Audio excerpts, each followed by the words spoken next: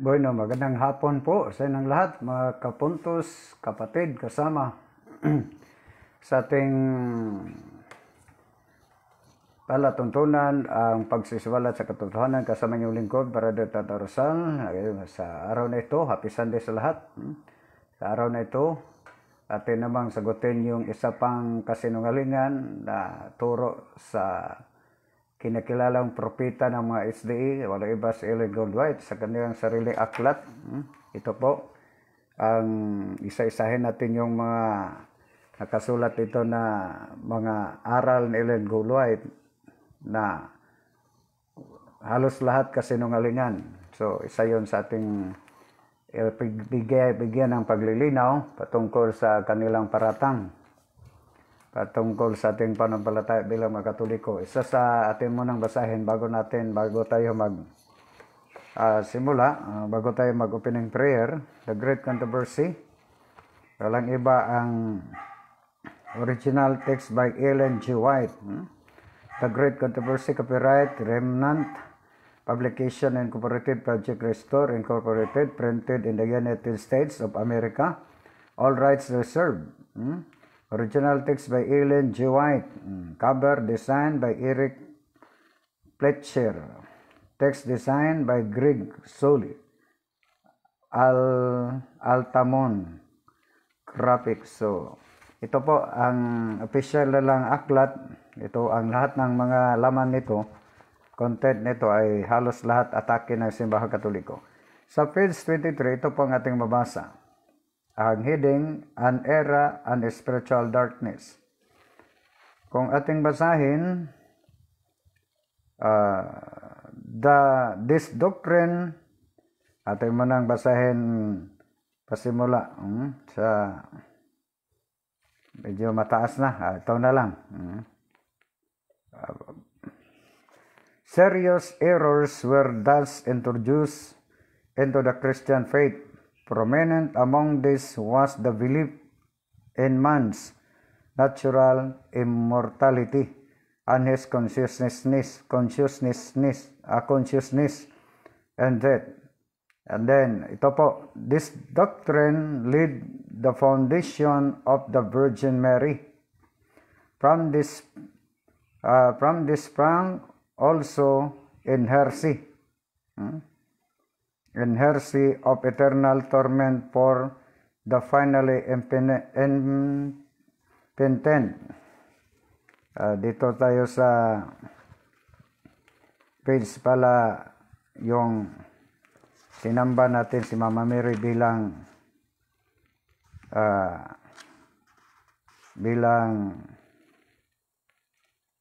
okay, ito. This doctrine laid the foundation upon which Roman established an invocation of saints and the adoration of the Virgin Mary. This is from this sprang also the heresy of eternal torment for the finally impenitent.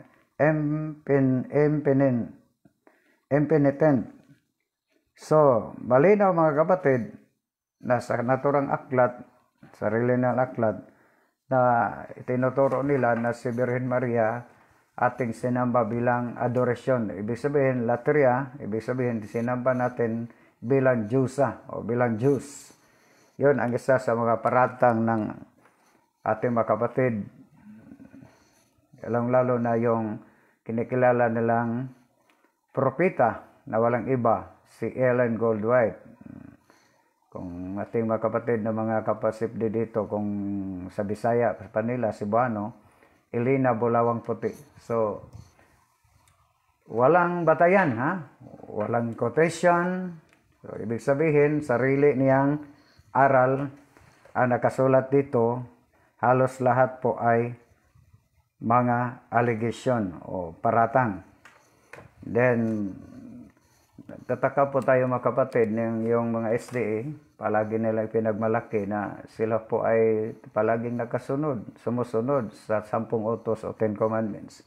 At saka nandyan sa 10 utos na huwag kayong magsaksi ng kasinungalingan. Diba? So may request pala si Sis Yuri na ating lalo ngayon humingi po tayo ng sorry dahil sa sobrang busy natin sa ating trabaho. Hindi natin hindi po magandang hapon po bro tata. So likewise sis Yuri sa Legazpi Albay, palaging taga-subaybay. So promise na lang siguro bukas bukas na gabi, dahil walang punto per punto, ating talakayan yung spiritual warfare. Yun ang request ni Sis Yuri, dahil yung last week hindi natin na bigyan ng pansin dahil ang sobrang busy natin sa ating work, ating trabaho. So promise na naman, pero rest assured bukas Sis Yuri ating sagutin. Pero sa ngayon, ating isisiwalat patungkol sa mga atake ng mga fallen angel sa bawat isa sa atin. Lalo na yung mga negative attitude natin, mga negative natin ng mga ugali. May nakaatas yung mga demonyo. At saka may mga pangalan. Ito ang ating isisiwalat bukas ng gabi. So, bago tayo magsimula mga kapatid, humingi muna tayo ng intercession sa ating mahal na ina. Walang ibang ating mahal na Birhen Maria. Sa ngalan ng in nomine Patri et Filii et Spiritus Sancti. Amen. Ave Maria, gratia plena, Dominus tecum, benedicta tu in meribus et benedictus fructus ventris tui, Iesus. Santa Maria, Mater Dei, ora pro nobis peccatoribus, non et in hora mortis nostrae. Amen. In nomine Patri et Filii et Spiritus Sancti. Amen. So once again, magandang hapon, tanghali, umaga, gabi sa inyong lahat. Kung saan man kayo sa iba't ibang bahagi ng mundo o sulok ng mundo. Happy sandala sa lahat, Visayas, Mindanao, Visayas, Luzon. At sa lahat ng mga kapatid nating mga OFWs, sana nasa mabuting kalagayan po kayong lahat at God bless us all. Sana ang iba sa ngayon nakapagsimba na o samba na dahil ito po ang Day Obligation Day bilang mga Katoliko sa araw ng Linggo, Dies Dominica, con Lord's Day, con Domingo sa Spanish, Lord's Day sa English, o araw ng ating Panginoon kung kailan ating Panginoon ay muling nabuhay sa araw ng Linggo o Sunday. So, basahin natin ulit ang isa sa mga paratang sa aklat ni Ellen G. White, kung saan siya ang may akda, siya ang author, na sabi nito sa page 23, this doctrine laid a foundation upon which Rome established the invocation of saints and the adoration of the Virgin Mary. So, ibig sabihin, tinuturo sa kanilang sariling aklat ni Ellen G. White na ang ating mahal na Birhen Maria, hindi yung doktrina nila walang quotation. Ibig sabihin, wala siyang ginamit na reference na kahit anong aklat o standard reference o kahit lalo na sa aklat ng Simbahang Katoliko, di ba? Kahit yung mga non-sectarian books, yung mga standard na references, Book of Acts or secular history, wala siyang ginamit. So sarili niyang aral, sarili niyang paratang, sarili niyang kasinungalingan. Yan nila na binansagan natin sa Ellen G. White, kung tayo mga Katoliko, may rina po tayo ng langit. May rina po tayo sa langit, walang iba ang ating mahal na Birhen Maria, Queen of Heaven, ayon sa Pahayag o Revelation chapter 12 verses 1 to 5. Ang mga SD rin, mayroon silang rina ng kasinungalingan. Bakit kasinungalingan? Dahil ang aral, halos lahat nito, ang laman nito, content nito, halos lahat kasinungalingan, paratang, atake sa doktrina ng Simbahang Katoliko. So, sagutin natin punto por punto. Unang-una, mga kapatid, hindi official ng Simbahang Katoliko. Siguro, ang daming SDA na galing sa Katoliko, di ba? Kahit na si Brad Perfecto Loranes ang kinikilang, dakilang debator nila dito sa amin, isang dakilang evangelist, galing po siya sa Katoliko, pero wala namang pari, obispo, kardinal, santo papa, official teaching ng Simbahang Katoliko na kinikilala natin si Mama Mary bilang Diyos, di ba? Wala naman. Pero bakit itinuturo sa aklat ni Ellen G. White na sinamba natin si Mama Mary bilang Diyos o adoration? Hindi veneration, adoration ang mabasa natin. The adoration of the Virgin Mary. So, ibig sabihin, latria, pagsamba, ano po bang ibig sabihin ng the adoration? Pagsamba sa tunay na Diyos. So, yun ang paratang. Yun ang dahilan na hindi po tayo nagtaka na ang mga SDA pala ay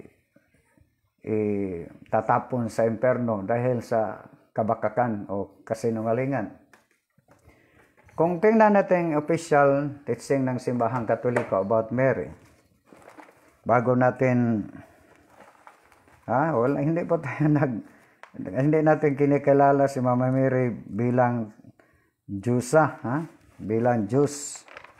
Dahil kung kinikilala pa natin sa argumento mga kapatid, sa logic, kung kinikilala natin si Mama Mary na Diyos, ang ating dasal na lalong-lalo sa credo, diba? Sa Apostles' Creed, ang isa lang Diyos na kinikilala natin, the three person and one God. Wala na tayong ibang kinikilala pa, kundi ang Holy Trinity, three person and one God. Ngunit sa official natin, sa aklat ng Our Catholic Faith, edition 1977, by Most Reverend Luis Lavery Muro, sa page 123, ito po ang ating babasa. Catholics do not believe that images may be worshipped, that the Blessed Virgin is equal to God. So, yon ang ating official na doktrina ng Simbahang Katoliko. Ibig sabihin, hindi natin kinikilala si Mama Mary bilang Diyosa. At saka sa turo ng mga Church Father, lalong-lalo na panahon ni Saint Irenaeus, isang Church Father noong 2nd century. Namatay po siya sa taon na 200 AD. Ang turo namin, official namin, about Mariology, study about Mary. Ano po ba ang Mariology? Is the theological study of Mary, the mother of Jesus, Redeemer, and Grace.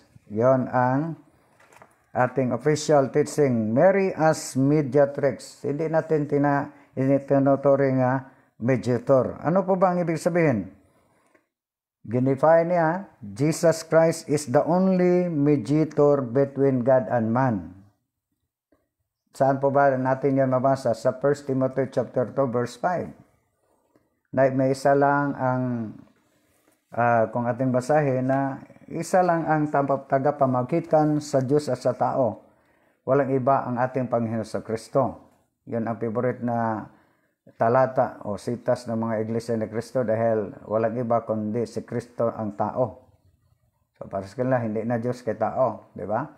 So, walang iba na mediator, tagapamagitan sa Diyos at sa tao. Walang iba ang ating Panginoon. So, yun ang definition. Jesus Christ is the only mediator between God and man.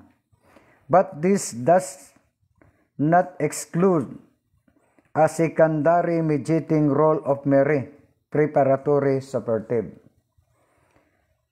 According to Pope Benedict XV, introduced into the Marian liturgy, Mary, mediatrix of all graces. So, ibig sabihin, hindi natin kinikilala si Mama Mary na bilang Diyosa o bilang Diyos noong 1921 pa. Ibig sabihin, co-redemptrix refers to the participation of Mary in the salvation process. Bakit? Sabi ni Saint Irenaeus, the Church Father referred to Mary as causa salutis. Ano po ba ang ibig sabihin sa causa salutis? Cause of our salvation. Dahil kung ating tingnan, ang definition refers to an indirect or unequal. Indirect or unequal. Ibig sabihin, hindi natin kinilagkalala si Mama Mary bilang Diyos. But important participation by Mary in the redemption process. Ano po ang ibig sabihin? She gave a free consent to give life to the Redeemer. Dahil ang ating Panginoon Jesus ay isang tunay na tao at tunay na Diyos. So, sino pa ba? Hindi, yun ang may kasibahan, Adjison per Maria, walang Kristo kung walang Birhen Maria. Sabi nila, ang dami ng Mama Maria. Bakit si Mama Mary? Ang dinalaw o binisitahan ni Anghel Gabriel at yung nagbalita na siya po ay maglihi ng Batang Jesus, di ba? Sa Isaiah 7:14, may binanggit na isang dalaga na maglilihi ng isang bata, isang lalaki, na tawagin ng Emmanuel. Ano po ba ang katuparan? Saan po ba ang katuparan? Mateo 1:22-23. Kung ating manong basahin, walang iba. Ang dalaga na binanggit ni Propeta Isaiah 7:14, walang iba ang ating mahal na Birhen Maria. At sabi ng Anghel Gabriel, maglihi kayo ng isang batang laki nga pangalan mo siya ng Jesus. Ay iligtas niya ang sanlibutan. Sino po ba ang Jesus? Yung Emmanuel na, kung atin mo nang basahin para bigay ng paglilinaw. Ito nga Protestant na salin na Biblia. Arco Talisay, God bless you bro, tata. Maraming salamat bro, likewise. Ating sinagot yung paratang ng darina ng mga kasinungalingan, walang iba, si Ellen Goldwhite, dahil yung aklat niya na siya ang may akda, halos lahat atake sa ating doktrina, lalo na atake ng ating mahal na Birhen Maria. Pero hindi po tayo nagtaka dahil dalawa lang sa linlahi mula sa ayon sa Genesis 3:15, sa linlahi ng isang babae at sa linlahi ng ahas. So ibig sabihin, ang lahat ng umatake ni Birhen Maria ay hindi naman siguro pwede mag-claim sila nga sa linlahi po sila ng ating mahal na Birhen Maria. Sila lang yun ang katuparan. Ating basahin. Mula sa 20. Habang pinag-isipan niya ang bagay na ito, siya na naginip. Isang anghel ang nagpakita, nakita niyang nakatayo sa kanyang tabi. Husing anak ni David, wika ng anghel, huwag kang mangambang pagkasalan si Maria, sapagkat ang sanggol na dinadala niya ay ipinaglihi niya sa kapangyarihan ng Espiritu Santo. Magsisilang siya ng isang lalaki at ang itatawag mo sa sanggol ay Jesus. Ibig sabihin yung Jesus, Yeso sa Greek is tagapagligtas, Savior.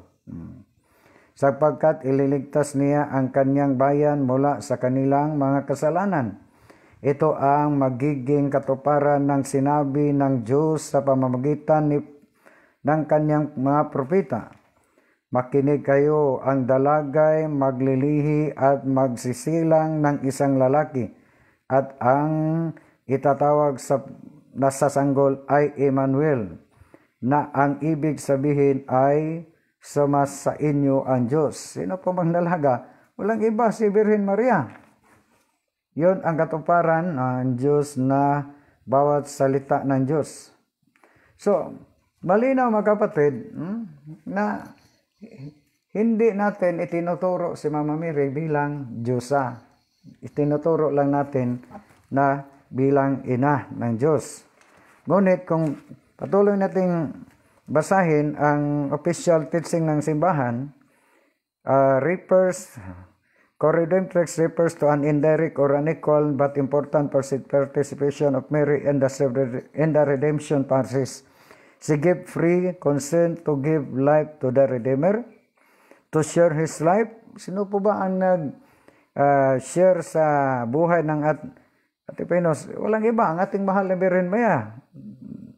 9 months po siya nandyan sa sinapupunan sa ating mahal na Birhen Maria, ang ating Panginoon, to suffer with Him under the cross. Yun ang papel ni Mama Mary. And to sacrifice Him for the sake of the redemption of mankind. Ano pa? Of mankind and sandali lang kay tuldok na pala. Redemption of mankind. So, malinaw mga kapatid, yun ang official teaching natin sa ating simbahan.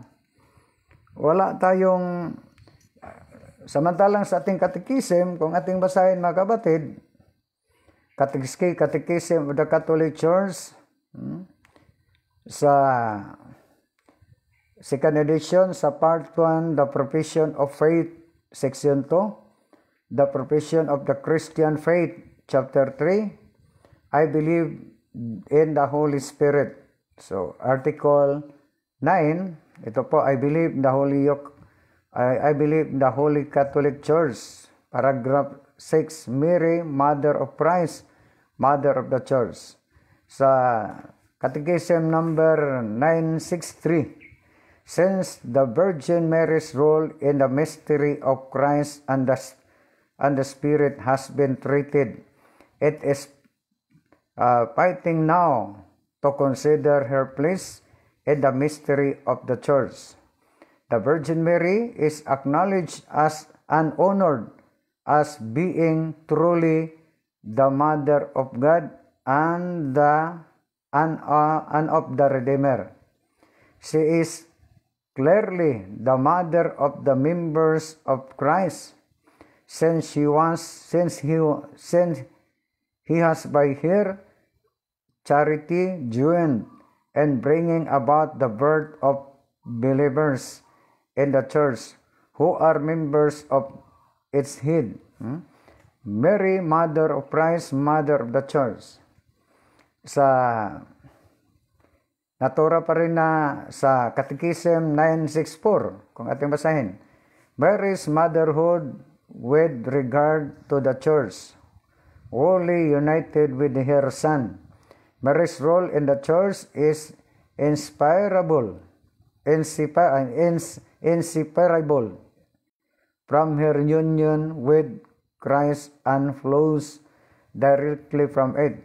This union of the Mother with the Son is in the word of salvation is made manifest from the time of Christ's virginal conception up to his death. It is made manifest above all at the hour of his passion. Ating basahin na.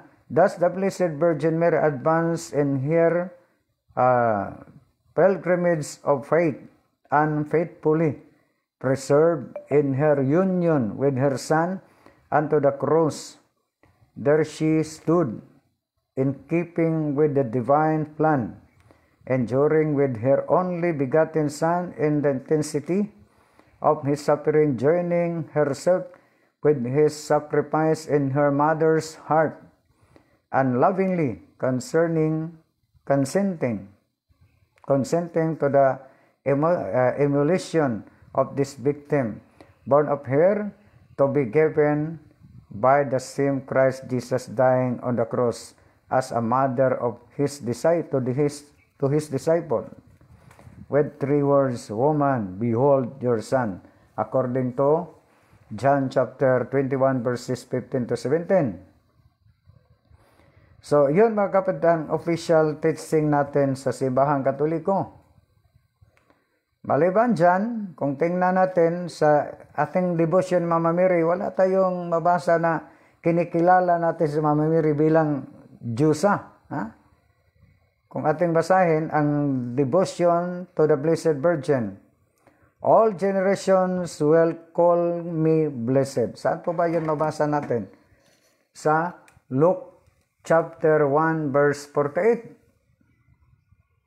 All generations, so dalawa lang sanlinlahi sa Genesis 3:15. Sanlinlahi ng babae, walang iba ang ating mahal na Birhen Maria, at sanlinlahi sa ahas na walang iba yon si Satanas.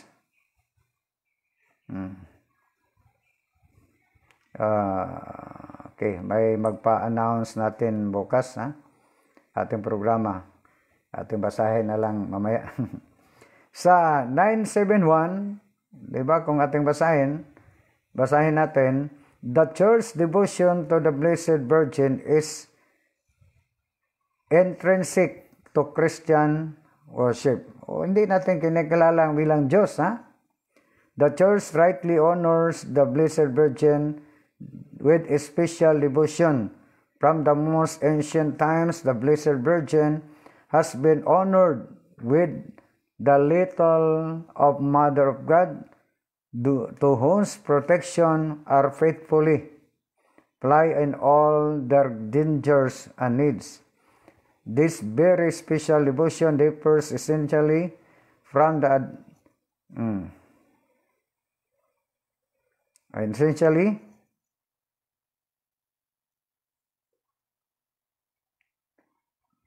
sandali lang, ha. No. Kung ating tingnan na the differs essentially from the adoration which is given to the incarnate Word and equally to the Father and the Holy Spirit. So unequal. Hindi natin sinamba, ang intention natin sambahin yun lang ang Father, Son, and the Holy Spirit, and literally so fosters this adoration. So, kinikilala natin ang ating pagsamba differs lang sa bilang adoration sa the incarnate Word. Sino pa bang incarnate Word? And equally. Walang iba ang ating Panginoong Hesukristo, ang kanyang Ama, to the Father and the Holy Spirit, and greatly fosters in this adoration. The liturgy phase dedicated to the Mother of God, and Marian prayers such as the Rosary, and epitome of the whole Gospel express this devotion to the Blessed Virgin. So, malinaw mga kapatid na ang ating sinamba bilang adoration yung the incarnate Word. Sino pa ba ang the incarnate which is given, adoration which is given to the incarnate Word and equally to the Father and the Holy Spirit. So, malinaw na ang kinikilala natin, sinamba natin bilang Diyos, adoration, refers to ating Panginoon si Kristo, sa Kanyang Ama, at sa Espiritu Santo. Ibig sabihin, yung three persons in one God. So, mayroon pang Mary eschatological icon of the church, pero hindi na natin. So, yun ang ating official teaching according sa ating catechism. Dito tayo sa mga kapatid, dito tayo sa sarili nilang aklat. Kung ating basahin, kahit na ito, Alpha and Omega Volume 8, may define si Ellen Goodwhite nito nga si Mama Mary ay walang ibang anak nila ni San Jose. Pero ang rason niya is heretic pa rin. Sa Alpha and Omega Volume 8, page 338, Mary, Mother of Jesus, and a descendant of David, Rome chapter 1, verse 3, Acts chapter 20, verse 30, and then 1 Timothy chapter 1, verse 8. Mary had no other children, a fact we know, because Jesus at his death, entrusted her to the care of his disciple John. John chapter 19, verse 26 to 27. Jesus' brothers were sons of Joseph, from his previous marriage. So, tama ang walang ibang anak si Mama Mary, maliban lang sa ating Panginoon Jesus, pero ang rason ni Ellen Goldwhite, yung kapatid ng ating Panginoon Jesus ay anak po yon ni St. Joseph sa previous marriage niya. Mali yon. Dahil yung mga pinangalanan na tinuturing kapatid ng ating Panginoon Jesus, hindi si St. Joseph ang ama nun. Ang iba, ang ama si Alfeo. Ang iba si Cleopas. Diba? So, mali yun. Mali pa rin yung rason niya. So, malinaw mga kapatid na ang official teaching nating Simbahang Katoliko, ating balikan na, ang kinikilala natin, sinamba natin ang Holy Trinity. Hindi natin sinamba bilang adoration, yung sa ating pagdebosyon, differs essentially from the adoration which is given to the incarnate Word, the unequally to the Father and the Holy Spirit, and greatly fosters in this adoration. So, ang ating pagdevotion, Mama Mary, bilang siya ang hyperdulia. All generations will call me blessed. Ibig sabihin, lahat ng mga santo, mga anghel, mga propeta, ay magtatawag sa kanya ng blessed. All generations will call me blessed. So, malinaw mga kapatid, yun ang official teaching natin. So, isa namang malaking kasinungalingan ang itinuturo ni Ellen Goldwhite sa sarili ng aklat. Atin mo nang acknowledge, sino pa? Wala na. Si John. Dali lang. John. Dali lang mga kapatid. Di naman magano sa ibaba. Bakit? John Allen, magandang hapon sa lahat. Lalong-lalo na po kay Bro Tata. God bless us all. Maraming salamat Bro Jan. So, yun ang dahilan na kung tingnan natin mga kapatid, tingnan natin katekism na ginamit natin at yung sulat po, turo po sa ating Church Father na si St. Irenaeus noong 2nd century pa. Biblical, malinaw naman. Yung tapos na dumalaw ang Anghel Gabriel sa ating mahal na Birhen Maria, pagkatapos nagpunta siya kang Santa Elizabeth, at pagdating niya kang Santa Elizabeth, ano po ba ang greetings ni Santa Elizabeth sa kanyang cousin? First degree cousin naman ang biological relation nila, di ba?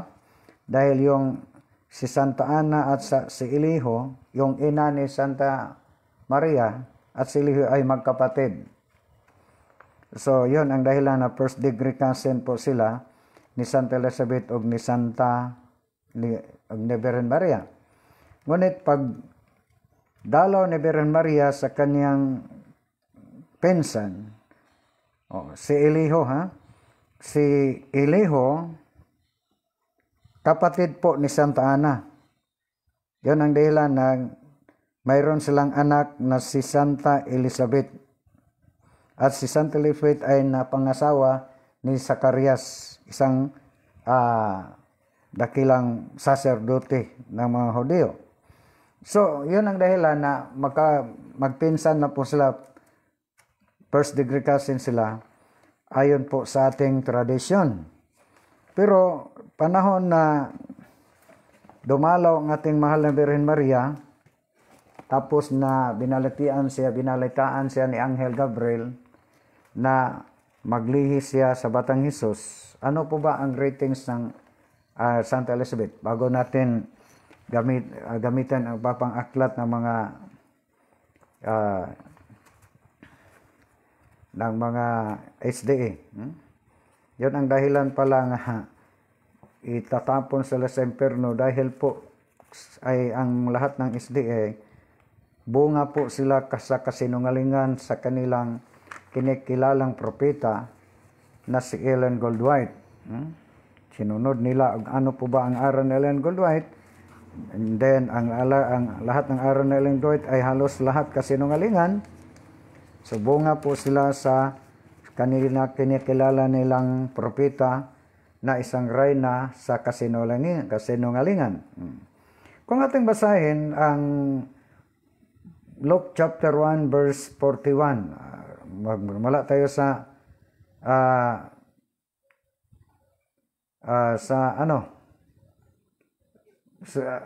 mula tayo sa 35. Dito tayo sa 33 para bigyan natin ng linaw. Prayer for special intention. Ano po ba ito? Maraming salamat, brother. Prayer for special intention. Sandali lang, bago natin basahin. Atin mo nang, bakit hindi naman yun mag-move ang ating screen? Cellphone lang po ang gamit natin, ha? Di pa tayo makapag-live sa, Magandang hapon po sa lahat. Leonor, David Salvador, prayer intention, prayer for special intention. Maraming salamat, kapatid, Sis Leonor, David Salvador. Ating basahin sa 33. Maghari siya sa Israel. Simula natin sa 26. Nagpakita kay Maria ang anghel. Sa ika-6 na buwan, isinugo ng Diyos si Anghel Gabriel sa nayo ng Nazaret, Galilea. Nagpunta siya sa isang dalagang ang pangalan ay Maria, na katipan ng isang lalaking nagngangalang Jose, na kabilang sa angkan ni Haring David. Sinabi ni Gabriel kay Maria, binabati kita, ikaw ay hinirang ng Diyos, sumasa iyo ang Panginoon. Sino ang naghirang ng ating mahal na Birhen Maria? Sabi ng anghel, ang Diyos mismo. Yun ang dahilan sa Roma 8:33, ang lahat ng hinirang na Diyos ay wala ng sala. Di ba? Nagulat si Maria at sa sinabi ng anghel.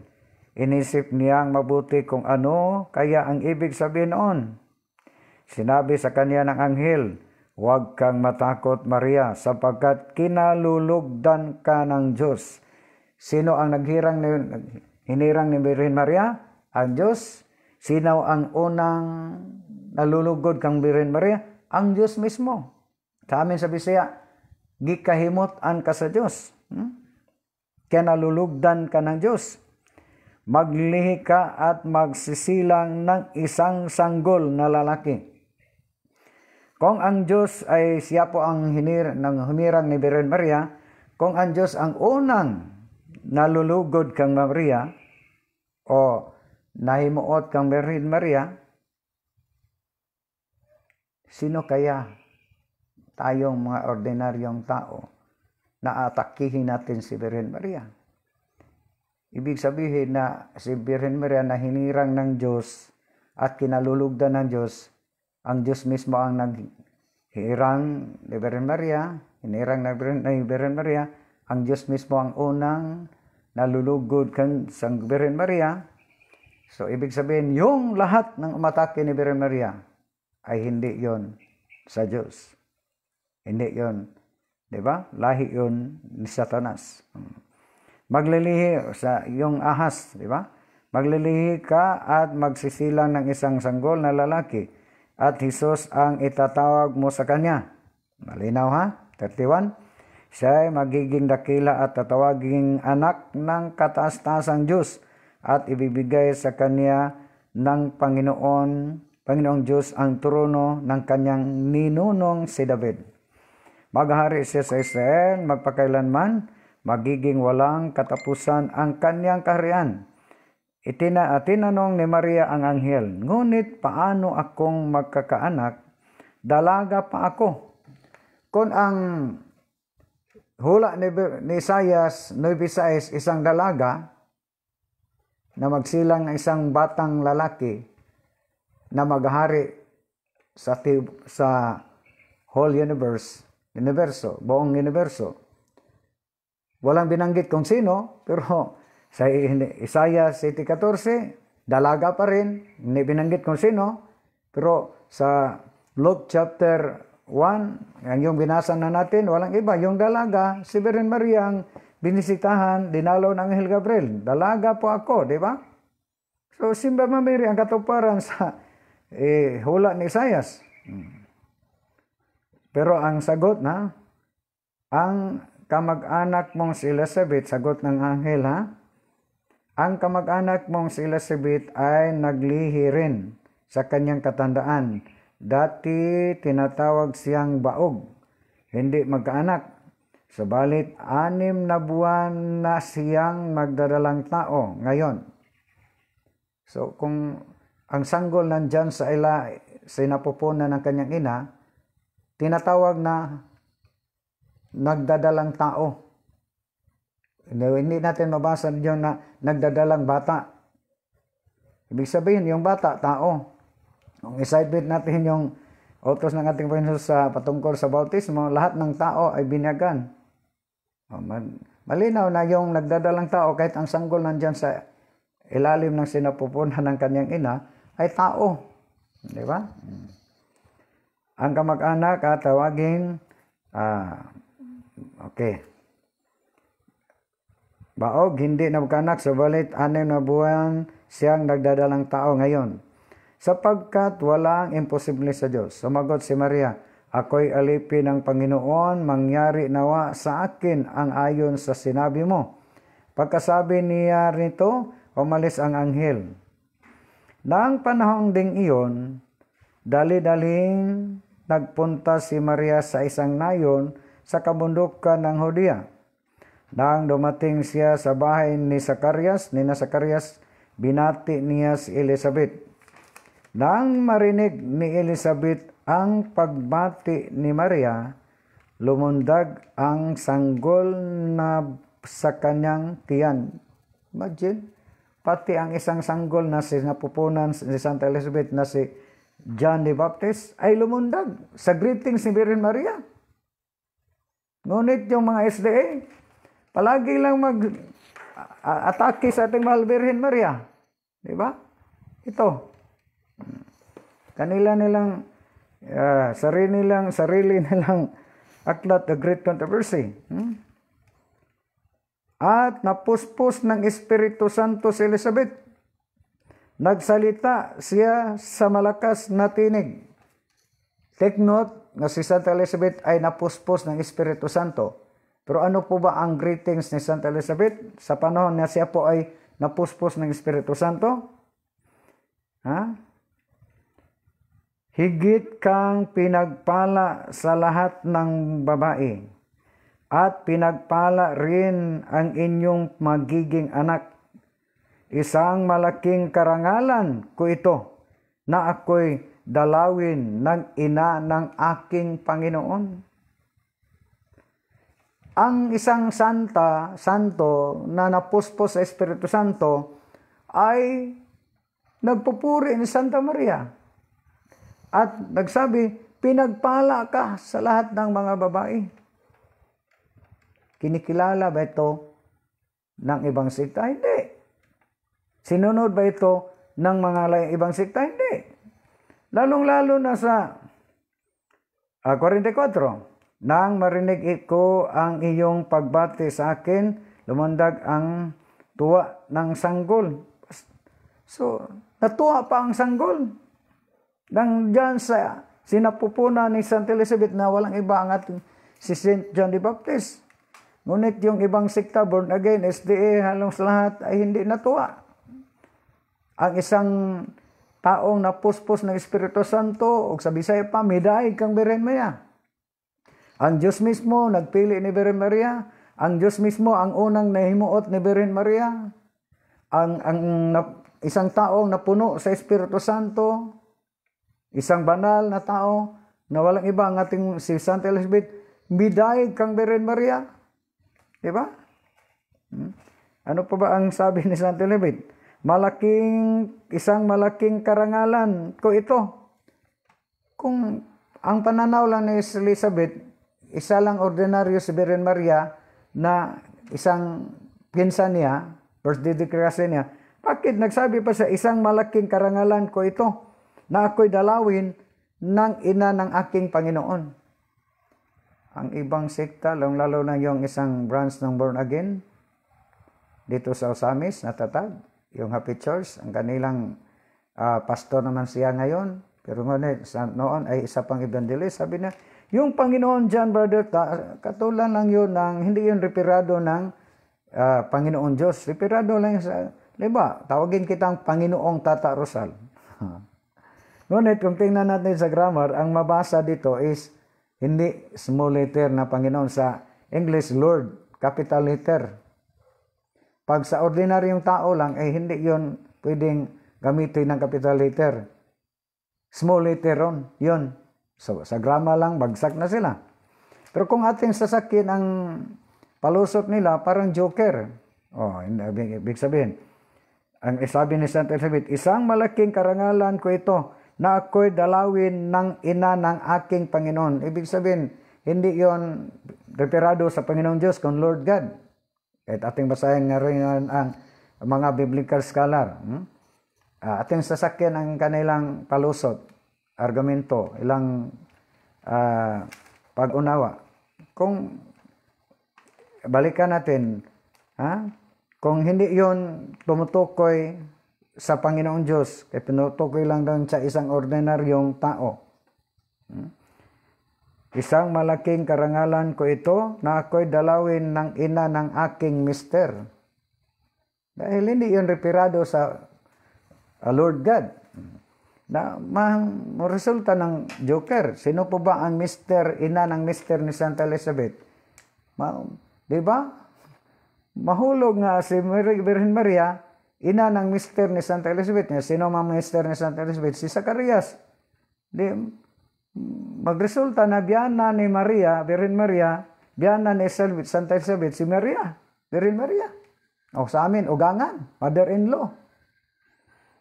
Ang resulta, ina pala si Virgen Maria ni Zacarias. Yun ang, pag-intindi nila. At lumundag ang sanggol. Nasa aking tiyan. Mapalad ka sapagkat naniwala ka sa ipinagsabi sa iyo ng Panginoon. Si Maria naman ay nagsalita, dinadakila ng aking kaluluwa ang Panginoon. At nagagalak ang aking espiritu sa Diyos na aking tagabaligtas, sapagkat pinarangalan niya ang kanyang hamak na lingkod. Mula ngayon ay tatawagin akong mapalad sa lahat ng tao at sa lahat ng panahon. Sa ibang salin, sa lahat ng salinlahi. So, pag sabi ni Santa Elizabeth, malaking karangalan ko ito dahil nakarangalan ko ito na ako'y dalawin ng ina ng aking Panginoon. So, ang pagsabi ni Santa Elizabeth na ina ng aking Panginoon, ayon sa mga Bible scholar, na Elizabeth use of mother of my Lord. Sino po ba ang ina ng Panginoon ni Santa Elizabeth? Sino po ba ang Panginoon ni Santa Elizabeth? Walang iba. Yung my Lord, Lord God. Sino po ba ang ina sa Panginoon Santa Elizabeth? Walang iba, ang ating mahal na Virgen Maria. Diba? Elizabeth used the mother of my Lord. In Hebrew, used Adonai, which means Lord God, is the equivalent of Holy Mary, Mother of God. So malinaw na hindi natin kinikilala si Virgen Maria na inahan o mother po sa Holy Trinity. Siya lang po naging ina, literal, sa ikalawang persona ng Holy Trinity na naging tao. Walang iba ang ating Panginoong Hesus. Yun ang dahilan, mga kapatid, na kung para sa kanila, ang ating Panginoon Jesus pala, ang sigarin sabi sa aklat ni Ellen Goldwhite na sinamba natin si Mama Maria bilang Diyos, adoration, pero sa katekism natin, ang sinamba natin bilang adoration, ang Holy Trinity, binasa na natin kanina, sa devotion natin ni Mama Mary, di ba? Ngunit sa aklat ni Ellen Goldwhite, kung ating basahin ulit, para sa mga late viewers, ito po ang official na libro aklat ng mga SDA, The Great Controversy, nga may akda si Ellen Goldwhite mismo, o di nila idinene, printed in the United States of America, all rights reserved. Original text by Ellen G. White. Malinaw. Sa page 23, this doctrine laid the foundation upon which Rome established the invocation of saints and the adoration of the Virgin Mary. So, malinaw na ang tinuturo nila dito nga si Virgin Maria, sinamba natin bilang Diyos. Bilang Diyos. So, malinaw ang official teaching natin na, so, malaking kasinungalingan. Sino po ba ang ama ng kasinungalingan? Sino po ba ang ama ng kasinungalingan? Walang iba. 1:8:44, si Satanas. So, kung sabi ko, kung tayong mga Katoliko may reyna ng langit, walang iba ang ating Panginoon Birhen Maria, ang mga Sabadista, mayroon naman silang reyna at propita na isang piking propita sa kanilang sariling aklat pa rin na ang malaking away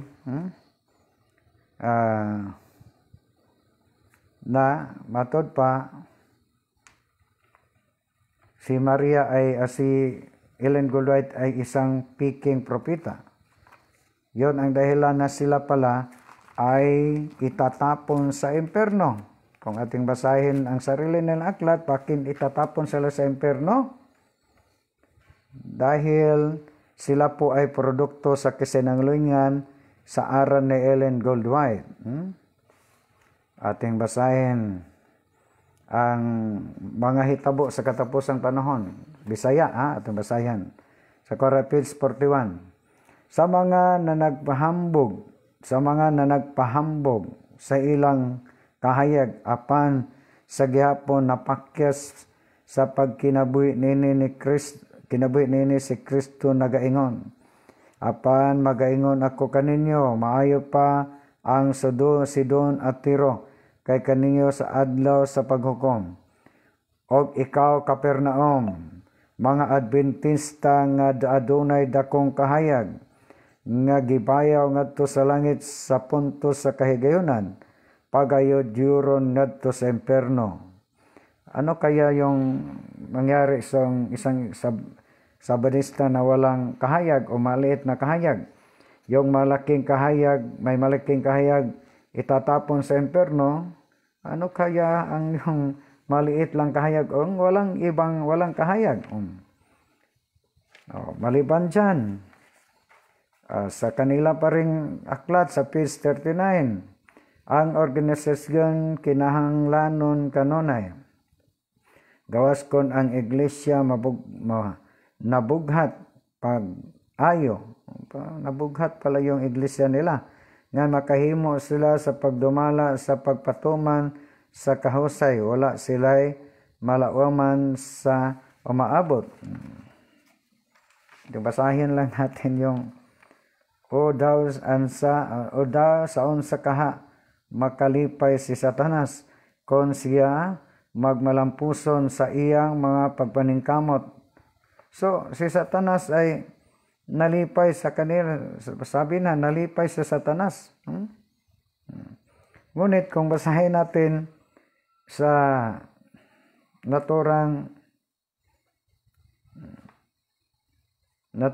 aklat, dito tayo mga kapatid sa sa Simbahang Katoliko, ang daming mga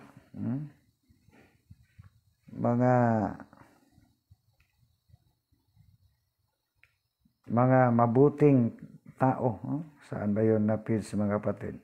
So yun mga kapatid, sa English, kung ating basahin, yun ang dahilan na ang mga SDA pala, ay hindi na lang natin basahin. Mayroon tayong 2 copy sa English na ibigay natin ni Brother Jando pag magpunta siya dito.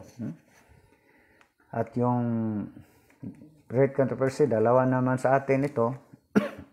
At saka yung The Almost Forgotten din, 2. So ating ibigay ni Brother Jando para sa mayroon siyang original. Basta mga SDA mana siya founder nilang sinungaling din yan. Martin Domuos. Good afternoon bro, watching from Canuyao, Laguna. So maraming salamat brother, welcome po from Canuyao, Laguna.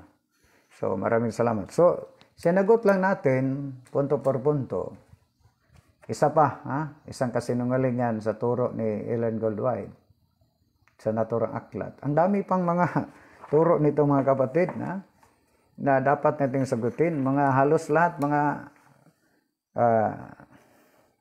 sa amin sa Bisaya, puro bakak, puro bot-bot.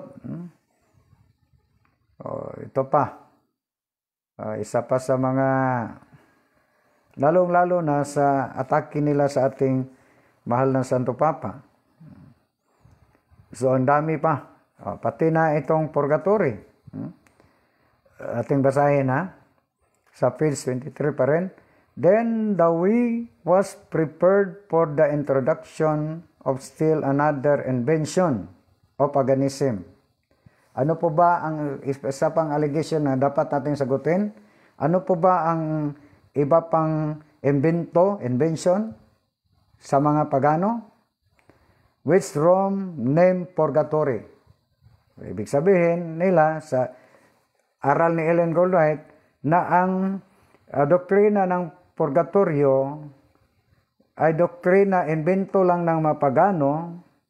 Walang iba, ang Roma ang nagpangalan na sa salitang purgatorio. Unemployed to terrify the credulous and superstitious multitudes. By this heresy is affirmed that existence of a place of torment in which the souls of such as have not remitted eternal damnation are to suffer punishment for their sins, and from which, when freed from impurity, they are admitted to heaven. So, ibig sabihin, sa kanilang aral pa rin ni Ellen Goldwhite, isa namang kasinungalingan. Kung tingnan natin mga kapatid, ang laman, ang whole content sa naturang aklat, The Great Controversy, mga kasinungalingan, lahat. Sinagot na natin. Happy may hapon, Brother Glenn Zusia Luzon. So, may hapon bro, sa ating kasama natin sa punto por punto, Te Maria, from Jinsan. So, isa-isahin natin, pagsagot. Yun ang sabi ko na binansaga natin si Ellen Goldwhite na reyna ng mga SDA sa kasinungalingan. Hindi lang siya reyna ng kasinungalingan, kinikilala pa siya ng mga SDA na peking propita sa natura pa rin nalang aklat. Ilang sa ilang aklat ang nagsabi. So, kung tayong mga Katoliko, mayroon tayong tunay na reyna sa langit, Queen of Heaven. Ayon sa ating official teaching, sa Revelation chapter 12, verses 1 to 15, 1 to 5. Kung basahin natin, isa sa mga katikisim pa about sa devotion nating sa mahal na Birhen Maria, binasa na natin sa katikisim 966. Finally, the Immaculate Virgin, preserved free from all stain of original sin. When the course of her earthly life was finished, was taken up body and soul into heaven glory and exalted by the Lord as queen over all things, so that she might be the more fully conform of her Son, the Lord of lords and conqueror of sin and death. The assumption of the Blessed Virgin is a singular participation in her Son's resurrection and anticipation of the resurrection other Christians. So mali na mga kapatid sa ating katekism, in giving birth to keep, hindi na lang basahin natin. So sa yun ang official natin na doctrine natin. So ating ulitin natin ang official teaching natin at ating basahin ulit, na hindi natin kinikilala si Mama Mary na bilang Diyos. Kinikilala natin na isang sinamba natin bilang veneration. Sandali lang. So malinaw yung turo ng simbahan sa liturgical feast dedicated to the Mother of God and Marian prayer, such as the Rosary. Ito basahin sa 971 sa Catechism, all generations will call me blessed. Ating ulitin para sa clarification. The Church devotion to the Blessed Virgin is intrinsic to Christian worship. The Church slightly honors the Blessed Virgin with a special devotion. From the most ancient times, the Blessed Virgin has been honored with the little of Mother of God, to whose protection the faithful fly in all the dangers and needs. This very special devotion, tuldok, period, differs essentially from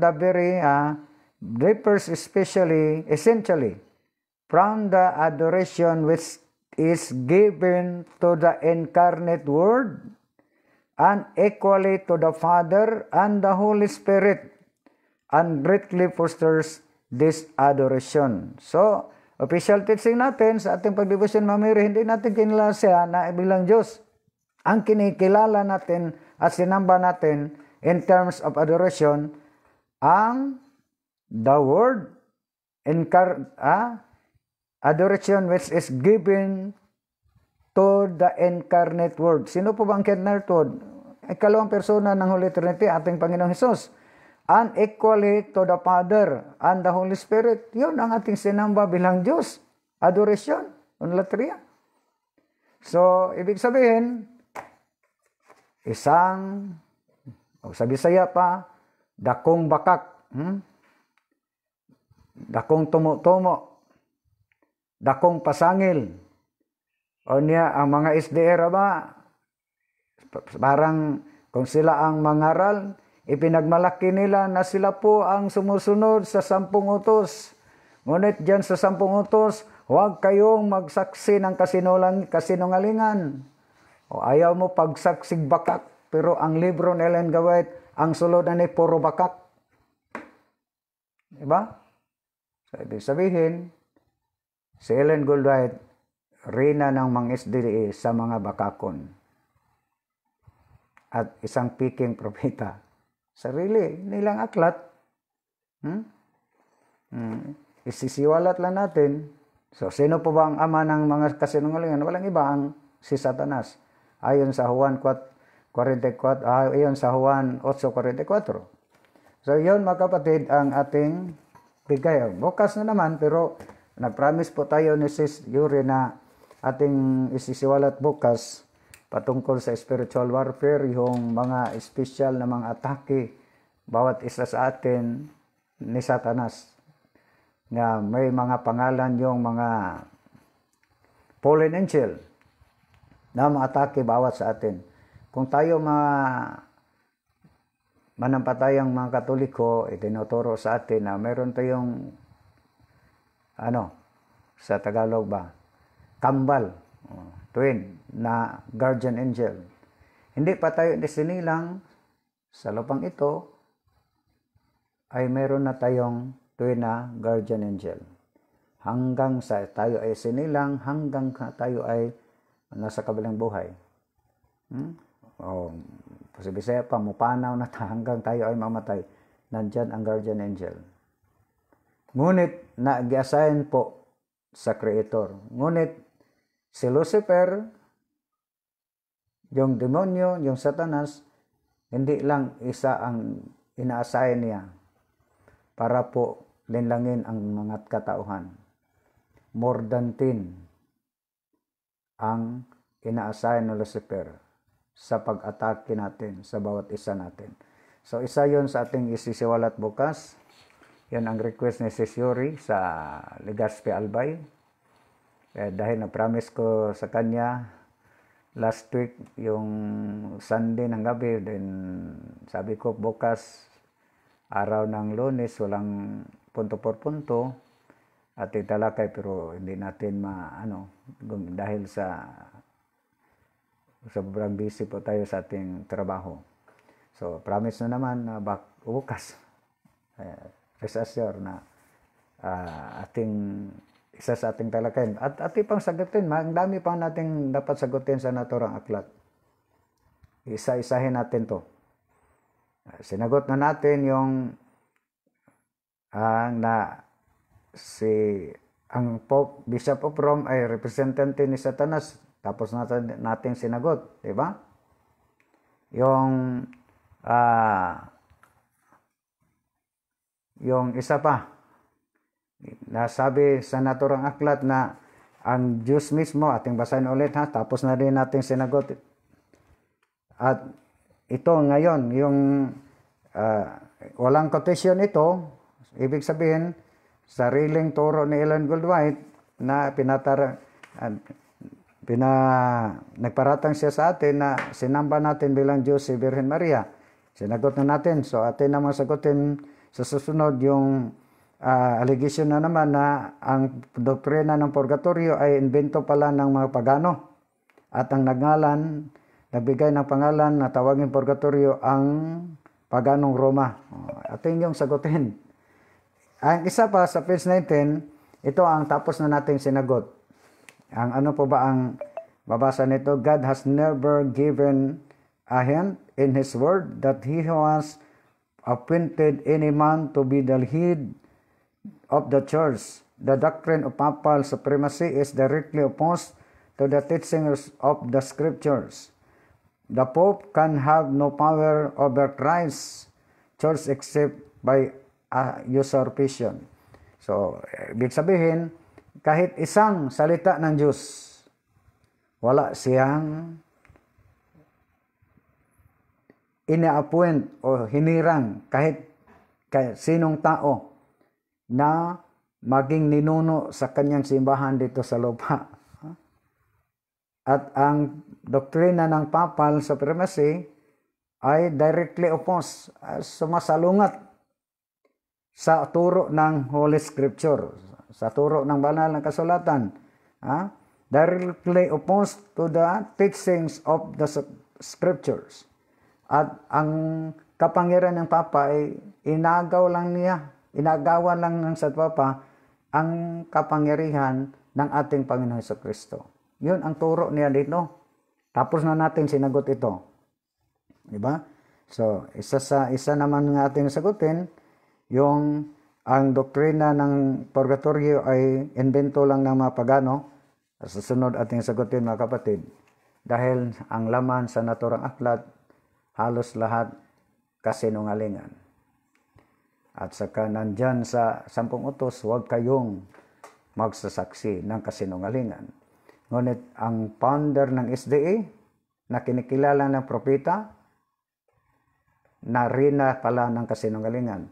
Dahil ang lahat ng turo nito ay puro kasinungalingan. Halos lahat kasinungalingan. O sa Bisaya pa, bot-bot, bakak. So, puro lang butang-butang. So, Yun mga kapatid, maraming salamat sa lahat ng nagsubaybay. Sana nakabigay naman tayo ng konting kaalaman ngayong gabi, ngayong araw, yung hapon ito, sa amin dito kay ano bang oras ngayon. 3:45 na ang dali ra mga kapatid, ha. Ang dali ra ang oras. May nag-text sa atin si Brian C. na kasama namin sa Society of St. Vincent de Paul, SSBP. May mga panawagan po siya bukas sa isang sige, bukas na lang natin to basahin sa ating programa. So maraming salamat once again sa lahat ng naka-view. Hindi natin ma-acknowledge ng lahat pag hindi kayo magbigay ng comment, magkatatak ang comment. Kahit na greetings lang, shout out lang, lalabas na yun. Pero ngunit yung nag-view lang, hindi natin makita dahil cellphone lang pong gamit natin. So, hindi natin makita kung sino ang naka-view. Pero sana dami ang naka-view dito sa panahon ito. So, once again, maraming salamat sa walang sawang pagsubaybay. Anyayahan po kayo. Baka ating palitan natin balik tayo sa ating tunay na pangalan sa ating YouTube channel at sa Facebook page. Dahil pinayuhan po ako ni Dr. Dino Ditsing na kung pwede, ang akin na lang pangalan ang dalhin ko sa aking YouTube at Facebook page. Dahil yung pagsisiwalat sa katotohanan, sinesearch niya, nag-try siya i-search ang ating YouTube, ating Facebook page, pagsisiwalat, may ibang lalabas. So, sa mahirap i-search yung New Busing, siguro, yun ang dahilan, medyo napako yung subscribers ko. Sa panahon na tatarusal pang dala ko, madali lang. Dadaling dumami ang subscriber ngayon, napako. Sa 2,000 plus pa rin. Diba? So, baka ating ibalik ating pangalan na lang sa ating YouTube channel, Facebook page, dahil yon ang payo ni Dr. Sinumbatan naman ako niya noong last Thursday sa aming regular naming banding. Every Thursday po kami mag-banding sa kaniyang bahay. Sinumbatan naman ako, na-change na mo, Basing, yung pangalan mo. Hindi pa. Bakit? Madali lang yun. Wala lang 1 minute. Pwede na rin i-change. So yun, mangi mo na ako ng paumanhin o magpaalam mo na ako sa ating mga viewers na ibalik ko yung original kong pangalan kong na Tata Rosal. Dahil yun, sabi ni Dr. Ditsing, yun ang nakilala sa ating mga viewers, lalo na sa PPP, punto por punto.